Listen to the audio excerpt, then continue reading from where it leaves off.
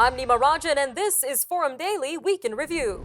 The TerraNet National Bank Composite House Price Index, which measures average home prices in Canada, jumped 2.2% in June. Now, this increase marks not only the third consecutive monthly rise, but also the most significant price jump in a single month since November 2006. In June, 81% of Canadian cities saw home prices increase, which has many in the industry and those looking to buy a home scratching their heads. This given that interest rates have risen more quickly in the past 2 years than they have in decades. As the Bank of Canada began its series of interest rate hikes, many thought that we would see home prices begin to fall, but that hasn't been the case, at least for most Canadians. Now that begs the question, why are Canadian home prices still rising despite the fact that it's becoming so much more expensive to get a mortgage? Well, joining us now to help explain this is Mr. Daniel Foch, Director of Economic Research at Rare Real Estate. Mr. Foch, welcome to Forum Daily. Yeah, thanks for having me. Happy to be here. So in your opinion, why is there such a disconnect between rising rates and average home prices? I would say that there probably isn't actually a disconnect. It just appears that way in the data. I mean, statistically, if you look at the Canadian Real Estate Association data and the actual house prices, not some of these indexes, which are often seasonally adjusted, year over year, we saw the largest drop in house prices from February of last year to February of this year. And typically in the spring market, so from January until about May, you will see prices rise. The HPI or house price index uses what's called an AVM or automated valuation model. And it tends to lag a little bit. It uses data points that are from closed transactions, not from sold transactions. And the time between a house selling and a house closing is usually 60 days. And so I would say, where we stand, we're actually seeing prices kind of roll over their seasonal peak. So prices grew as they typically do, between 5 and 15% from January until May in Canada. And typically they'll fall about the same amount from May until August. And I would expect that you'll start to see that reflected in the HPI in the fall of this year. So how is the current real estate climate and these higher debt servicing costs impacting younger home buyers, especially those who may be interested in entering the market for the first time? I think that it really is becoming a trade-off between the question of is the rate or the price more important to people? Because I think debt servicing costs have accelerated enough that if you're buying the average home in Canada now of $800,000, you're going to be paying about $200,000 in interest in your first mortgage term. Contrasting that with a year and a half, 2 years ago, where you'd be paying less than a quarter of that in interest. And so if the pricing environment's come down a little bit, but the interest rate environment has come up, it really becomes a trade-off of, do they want to be paying the seller more money or do they want to be paying the bank more money? And some people are making the choice because they feel like prices aren't going to get better than they are right now. And they're feeling opportunistic. They're rushing back into the market to capitalize on the falling prices. On the other hand, you get people who are trying to time the interest rate environment where they're saying, oh, I think I'll wait until rates come down and they'll try and buy. So you're starting to see a lot of, it's really a multi-levered equation, right? Where people really kind of push and pull on the different factors of home buying. Definitely a lot of factors at play here. Now, we've spoken to some real estate professionals, and they've pointed to increased immigration as making home prices more expensive due to increasing demand for housing. Where do you stand on this? Is this an accurate assessment? I would say that, as far from my perspective, I think that it obviously does have an impact in such that it creates a state of excess demand. But at the end of the day, the almighty dollar still rules. And in Canada, we measure house prices in dollars. We don't measure them in people. And so, credit and liquidity is really what's going to drive the pricing environment for houses. Immigration, especially non-permanent residents in the province of Ontario, definitely has a lot of push on the rental rate. And we're seeing explosive growth in the rental market year over year. It hasn't backed off at all the way that house prices have. And in fact, house prices being volatile actually pushes more and more people into the rental market, increasing that. And so the rental rate is your income portion of an investment property. So that gradually will pull the value of property up as well, just not as directly as people think. Statistically, people who immigrate to Canada lease for about 3 years before purchasing a home. So it's not like everybody who's immigrating, and all of this population growth is directly going to the bottom line of house prices because they're just not buyers, but they are tenants, and that indirectly pushes price up. All right, Mr. Foch, thank you so much for your insight. My pleasure. Forum Daily Week in Review will be back shortly.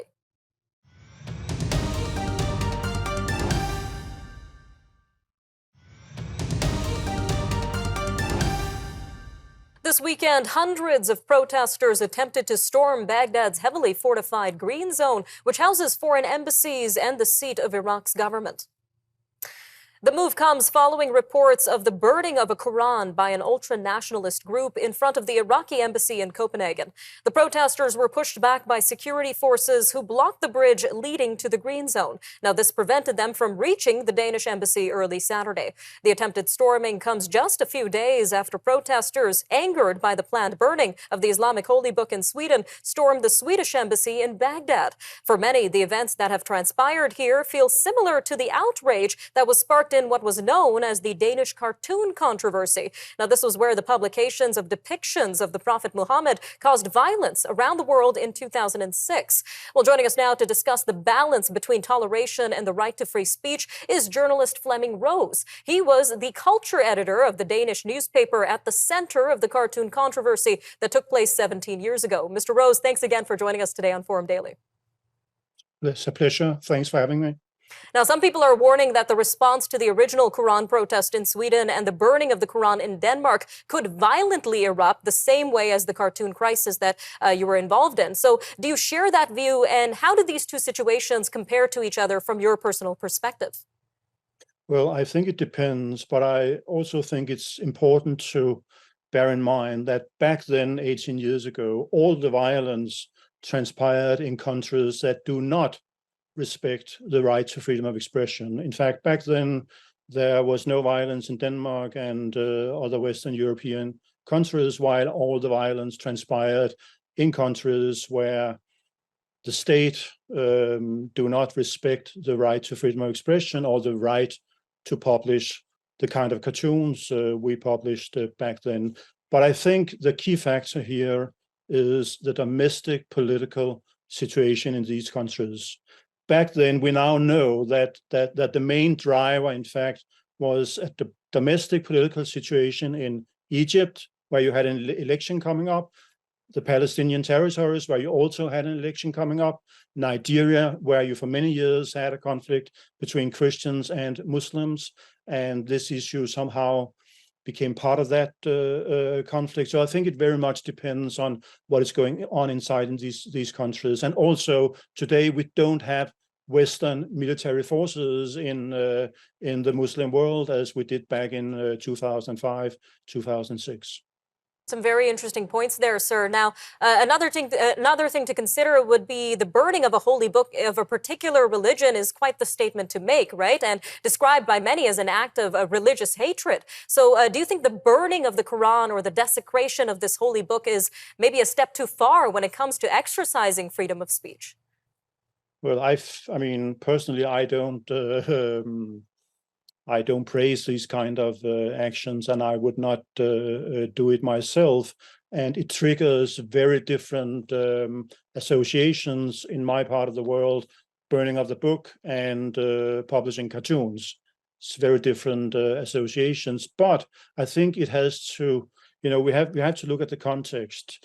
In fact, last year, you had 2 Iranians being hanged for promoting atheist ideas, and among them, in fact, burning the Quran. And if you take victims of the 9/11 terrorist attacks in 2001, if I was one of the victims or one of the loved ones left behind, I mean, and the terrorists justified their attack with references to the Quran, would it be all that strange as some kind of protest to burn a copy of the Quran to show your condemnation of these terrorist attacks? And that's why I think you really have to look at the context every time. I agree that today's context in Denmark and Sweden, I think these people, at least some of them, they just want to get attention. and they are they are bigots in the sense that they are against Islam and Muslim communities in Denmark. But I don't think that you can make an overall statement that in any case it's an act of religious hatred to burn a book. All right, sir, a quick 30 seconds left here, but where do we draw the line between being able to speak our minds while also respecting other cultures in this interconnected world of ours? Yeah, I mean, a lot of people think there is a tension between tolerance and free speech. And in fact, it's exactly the other way around.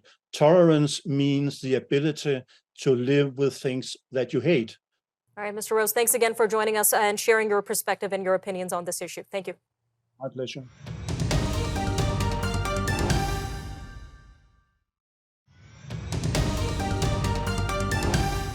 We are more than halfway through 2023, and the predictions of an impending recession have yet to materialize. In fact, despite numerous economists predicting that Canada's economy would be in a recession by now, economic indicators show that the Canadian economy may be more resilient than previously expected. The lack of a recession even has chief economists at major banks scratching their heads. Those economists who are now revising their economic forecasts are stating that if a recession does happen in 2023, it will likely be asymmetrical. Now, this means that it will have a significant impact on some industries while leaving others untouched, or that if a recession is to occur, it won't happen until 2024. Well, joining us now to answer the question, why are we not in a recession, is Brendan Caldwell, director at Caldwell Securities Limited. Brendan, welcome back to Forum Daily. Always great to be here, NIMA, at least between now and when the revolution comes. But let's talk about why we're not in a recession. Ask away. All right, Brendan. Now, given that central banks in both the U.S. and Canada are raising interest rates to slow the economy in order to fight inflation, we've heard a lot of fears around imminent recessions. But why are we currently not in a recession, Brendan? Because there's too much money floating around. They've got their foot on the brake and the accelerator. You've got the monetary arm, the central banks raising rates, which is supposed to, in classic economic theory, slow down the economy. But you can't win an election if you got a slow economy. So the governments, in the form of their fiscal spending, have got their foot on the accelerator and are giving money away even still. I mean, my own kids are getting, I think, larger checks, sort of GST, clean energy, something, rebates. I don't know. The checks keep coming in fast and thick, which doesn't make a lot of sense. Because I don't know that it's going to the people that really need it. So money is being constricted on the one side, but then the technical economic term is being printed like drunken sailors, to mix my metaphors unmercifully, on the other side. So foot on the gas, foot on the accelerator at the same time isn't actually going to cause a recession, if that's what you're trying to do. Very interesting points there, Brendan. Now, another interesting thing here is widely followed surveys south of the border of purchasing managers in the U.S. manufacturing sector. They actually pointed to contraction in the manufacturing sector for the past 7 months. So why did this not lead to a recession?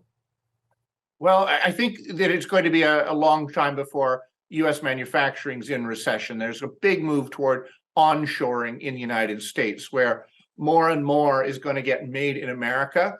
Hopefully, they're going to think about friend shoring. You know, they've got this new NAFTA agreement with Mexico and Canada. It would be nice if they thought about friend shoring rather than just USA #1.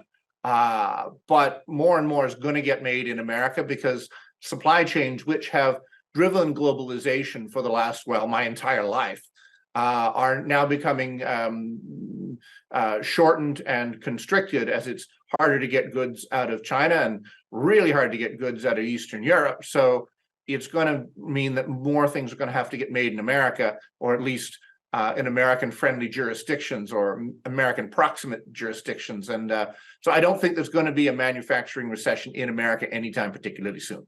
All right, Brendan, but what about governments? We know both governments are deeply in debt, the U.S. and Canada. So how can they service their debt given these high interest rates? Well, I think we should, if people and businesses could do what governments can do, it would be easy. I would just print Bren coins, and I would be able to service all of my fiscal wants and needs. But governments both here and south of the border have, as I alluded to, actually stated explicitly earlier in the interview, been able to just print money and print money and print money, racking up in the last several years, for example, in Canada, more debt than we had taken on since the beginning of Confederation. So this decade, we've laden on more debt than we had in the previous, 153 years. So that, you could say it's unsustainable, but it's been sustained much longer and to a much greater degree than people would have ever thought. It is a very inflationary move, and we've been printing money a lot, in this century, but yet interest rates were staying low for a very long time. That is not likely to be the case. So higher interest rates are probably a thing that's going to stay with us for a while. That'll be very much a good thing for those that have savings and are generating interest off that. But I think an awful lot harder for the younger generation who still have mortgages and have to pay those higher interest rates on those mortgages. All right, Brendan, always great having you on Forum Daily. Thanks again for your time today. Thank you, Nima. All right, up next, our conversation with Christina Santini from the Canadian Federation of Independent Business about the call to extend pandemic loans.